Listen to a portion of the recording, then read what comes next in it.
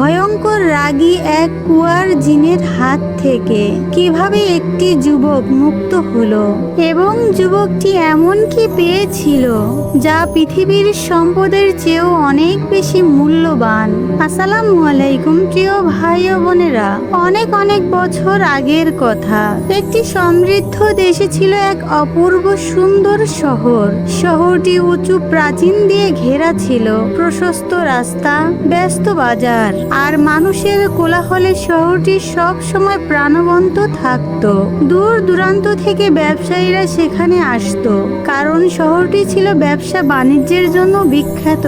এই শহরে সবচেয়ে বড় সম্পদ ছিল সেখানকার মানুষ। তারা ছিল সৎ, পরিশ্রমী এবং আল্লাহ ভীরু। প্রতিদিন কাজ শুরু করার আগে তারা বিসমিল্লাহ বলতো এবং দিন শেষে তারা আল্লাহর শুকরিয়া আদায় করত। এই শহরে এক সাধারণ ঘরে বাস করত হাসান নামে একজন যুবক। হাসান কোনো ধনী পরিবারের সন্তান ছিল না। তাদের ছিল মাটির একটি ছোট্ট ঘর, তার উপরে টিনের ছাউনি। বৃষ্টি আসলেই ছাদ থেকে পানি পড়তো। কিন্তু দরিদ্র থাকলেও তাদের পরিবারে ছিল সততা, ঈমানের তৃপ্তি। হাসানের বাবা ছিলেন একজন দিনমজুর। সারাদিন কঠোর পরিশ্রম করে তিনি সন্ধ্যায় বাড়ি ফিরতেন আর ঘরে প্রবেশ করে সবসময় বলতেন, আলহামদুলিল্লাহ, আজকের রিজিক আল্লাহ দিয়েছেন। হাসানের মাও ছিলেন অত্যন্ত নেককার ও ফরেজগার নারী। তিনি প্রায় ছেলেকে একটি কথা বলতেন, বাবা, সম্পদের চেয়েও বড় হলো ইবাদত আর শক্তির চেয়েও বড় হলো বুদ্ধি। হাসান শুধু কথাগুলো শুনেই ভুলে যেত না, সে যেন সেগুলো নিজের হৃদয়ে লিখে রাখত। শহরের বাইরেই ছিল একটি ঘন অন্ধকার জঙ্গল। লোকমুখে প্রচলিত ছিল সন্ধ্যার পর সেই জঙ্গল থেকে অদ্ভুত শব্দ শোনা যায়। অনেকেই বিশ্বাস করত সেখানে জিনদের বসবাস। তাই মায়েরা সন্তানদের ভয় দেখিয়ে বলতো, সন্ধ্যার পর কখনো ওই জঙ্গলে যেও না। কিন্তু হাসান ভয় পেত না। সে বিশ্বাস করত আল্লাহর অনুমতি ছাড়া কোনো সৃষ্টি কারো ক্ষতি করে না। এক বছর শহরে ভয়াবহ খরা দেখা দিল। নদী শুকিয়ে গেল, কূপগুলোর পানিও শুকিয়ে গেল। মানুষ খাবার ও পানির সংকটে পড়ে গেল। এর মধ্যেই হাসানের বাবা অসুস্থ হয়ে পড়লেন। পরিবারের অবস্থা আরো খারাপ হলো। এক রাতে হাসান দীর্ঘ সময় ধরে চিন্তা করলো। সে বুঝতে পারলো শুধু বসে থেকে কান্না করলে কোনো সমাধান হবে না। পরদিন ভোরে সে জঙ্গলের দিকে রওনা হলো, কারণ সে জানতো জঙ্গলের গভীরে একটি প্রাচীন কুয়া আছে। সে কুয়ার পানি কখনো শুকায় না বলে শোনা যায়, কিন্তু মানুষ ভয়ের কারণে সেখানে যেত না। অনেকক্ষণ হাঁটার পর হাসান কুয়ার সামনে পৌঁছালো। ঠিক তখনই চারপাশের বাতাস অস্বাভাবিকভাবে ভারী হয়ে উঠল। গাছের পাতাগুলো কাঁপতে শুরু করলো। হঠাৎ কুয়ার ভেতর থেকে একটি গর্জন ভেসে এলো, হে মানুষের সন্তান, এখানে কেন এসেছো? ভয়ে হাসানের শরীর কেঁপে উঠল, কিন্তু সে সাহস হারালো না। সে বলল, যদি তুমি জিন হও তবে জেনে রাখো আমি আল্লাহর নাম নিয়ে এসেছি। তুমি আর আমি উভয়ই আল্লাহর সৃষ্টি। হঠাৎ কালো ধোঁয়ার মতো এক বিশাল আকৃতি কুয়ার থেকে বের হয়ে আসলো। তার দুটি চোখ জ্বলন্ত আঙ্গারের মতো জ্বলছে। জিনটি কিছুক্ষণ হাসানের দিকে তাকিয়ে রইল, তারপর বলল, আজ পর্যন্ত যারা এখানে এসেছে সবাই ভয়ে পালিয়ে গেছে, কিন্তু তুমি কেন পালালে না? হাসান শান্তভাবে উত্তর দিল, যারা আল্লাহকে ভুলে যায় তারাই প্রকৃত ভয় পায়। জিনটি অবাক হয়ে গেলেন। তারপর সে একটি গোপন কথা বলল, যা বহু বছর ধরে কেউ জানতো না। সে বলল, একজন লোভী মানুষের কারণে আমি এই কুয়ার সাথে বন্দী হয়ে আছি। আল্লাহ আমাকে এখানে পাহারাদারের দায়িত্ব দিয়েছে। এরপর জিনটি কুয়ার ভেতর ইশারা করলো। হাসান দেখলো একটি বিশাল সিন্ধুক, যা স্বর্ণ মুদ্রা দিয়ে ভরা। জিন বলল, তুমি চাইলে এগুলো সব নিয়ে যেতে পারো।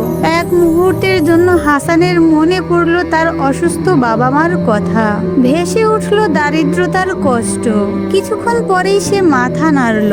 আমার সোনার প্রয়োজন নেই, আমি যদি কিছু চাই তবে তা হবে আমার বাবার সুস্থতা। এ কথা শোনার সাথে সাথেই চারিপাশ কেঁপে উঠল, মাটি কম্পিত হতে লাগলো। জিনের চোখে অশ্রু চলে আসলো।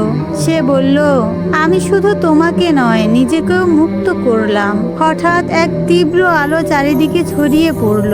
কুয়াটি স্বচ্ছ পানিতে ভরে গেল আর জিনের শিকলগুলো একে একে ভেঙে গেল। মুক্ত হওয়ার আগে জিন বলল, আমি তোমাকে সোনা দেব না, কারণ অনেক সময় সোনা মানুষকে পথভ্রষ্ট করে, কিন্তু আমি তোমাকে এমন একটি দোয়া দিচ্ছি যা তোমার জীবনের জন্য বিশেষ নেয়ামত। জিনটি অদৃশ্য হয়ে গেলেন, কিন্তু গল্প এখানে শেষ হলো না। কিছুক্ষণ পর আবার বাতাস ভারী হয়ে উঠল। জিনটি ফিরে এলো, তবে এবার তার চেহারায় ছিল প্রশান্তি। সে বলল, আমি তোমাকে পুরো সত্য ঘটনা না বলে যেতে পারি না।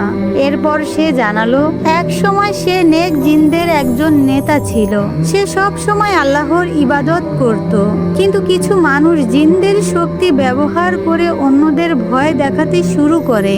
লোভ তাদের অন্ধ করে দিয়েছিল। তখন সে বুঝতে পারে, শক্তি যদি বুদ্ধি বা ইমানের অধীনে না থাকে তবে তা অভিশাপে রূপান্তরিত হয়। এরপর জিন আকাশের দিকে ইশারা করে বলল, হাসান, তাকিয়ে দেখো, কালো ছায়ার মতো কিছু যেন শহরের দিকে এগিয়ে আসছে। জিন বলল, শহরে বড় একটি ফিতনা আসছে। একজন মানুষ আসবে যে জিনদের শক্তি ব্যবহার করে মানুষের ঈমান ধ্বংস করতে চাইবে। তোমাকে তাদেরকে বাঁচাতে হবে। হাসান বলল, যদি আল্লাহ আমাকে এ দায়িত্ব দিয়ে থাকেন তবে আমি তা পালন করব। জিন মৃদু হাসলেন। তিনি এ কথাটি শুনতে চেয়েছিলেন। কয়েক সপ্তাহ পর শহরে একজন অপরিচিত লোক আসলো। তার পোশাক ছিল দামি, কথা ছিল মিষ্টি। মানুষ তাকে আলেম মনে করতে শুরু করলো। সে সব সময় মসজিদের সামনের কাতারে বসতো, দীর্ঘ দোয়া করত। মানুষ তাকে সম্মান করতে লাগলো, কিন্তু হাসানের মন তাকে বিশ্বাস করতে পারছিল না, কারণ সে তার চোখে নূরের পরিবর্তনে লোভ দেখতে পেল। একদিন গভীর রাতে হাসান দেখলো লোকটি জঙ্গলের দিকে যাচ্ছে। সে চুপচাপ তার পিছু নিল। জঙ্গলের মাঝখানে পৌঁছে লোকটি কিছু অদ্ভুত শব্দ উচ্চারণ করতে লাগলো। চারিদিকে প্রচুর ঠান্ডা বাতাস বইতে লাগলো। হাসান বুঝতে পারলো এটি কোনো দোয়া নয়, বরং এটি শয়তানি শক্তি আয়ত্ত করার চেষ্টা। সে চিৎকার করে বলল, থামো, আল্লাহর নামকে অন্যায় কাজে ব্যবহার করো না। লোকটি হেসে উঠল, তুমি কিছুই জানো না গরিব ছেলে। আমি এই কুয়ার জিনকে আমার গোলাম বানাবো, তারপর এই পৃথিবীর সব সম্পদ আমার হবে। ঠিক তখনই মুক্ত জিনটি উপস্থিত হলো, কিন্তু এবার তার চেহারায় ছিল ভয়ঙ্কর রাগ। সে বলল, হাসান, এখন তোমার সময়। দেখিয়ে দাও ইমানের শক্তি কাকে বলে। হাসান চোখ বন্ধ করলো, দুহাত তুলে আল্লাহর কাছে দোয়া করলো, হে আল্লাহ, আমি যদি সত্যের ওপর থাকি এবং সে যদি মিথ্যার ওপর থাকে তবে এই ফিতনাকে আজই ধ্বংস করে দিন। দোয়া শেষ হওয়ার সাথে সাথে অদ্ভুত ঘটনা ঘটল।